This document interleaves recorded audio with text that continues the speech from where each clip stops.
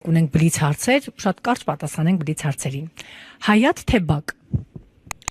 Նայեք, մենք մեծացել ենք Գյումրիում հայատներում, մենք հայատ ենք դա ասում, մեր համար հոգեհարազատ է նաև բակը, բայց մեր լեզվամտածողության մեջ հայատ բառը կա, դրա համար հայատ։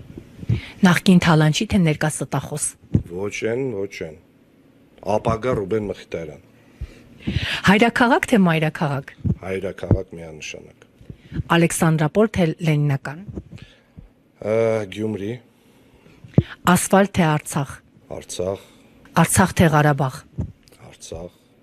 Նիկոլ Փաշինյանի հոր անվան ֆուտբոլային մրցաշար թե վարչապետի գավաթ։ Արցախ։ Հեծանիվ թե ֆայտոն։ Ֆայտոն միանշանակ։ Հաղթանակ թե կոալիցիա։ Երկու դեպքում է հաղթանակ կհամարեմ դա։ Հաղթանակ թե կոալիցիա թե քաղաքապետ։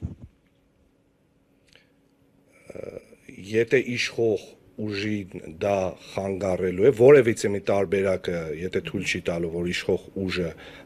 Գյումրիում ստանձնի կառավարում, երկու տարբերակի հետ էլ ներդաշնակ կլինեմ։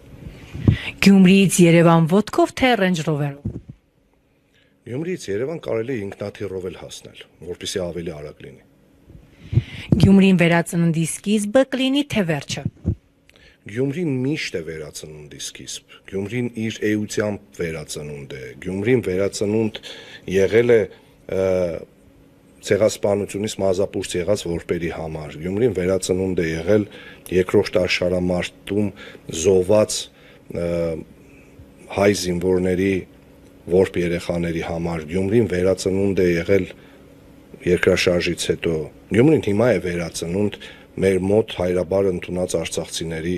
համար, Գյումրին միշտ վերածնունդ է եղել ու Գյումրին վերածնունդ է ապահովելու Հայաստանի Հանրապետության համար, ես նույնիսկ չեմ էլ կասկածում։ Շնորհակալություն, պարոն Մխիթարյան, ձեզ հաջողություններ ենք մաղթում։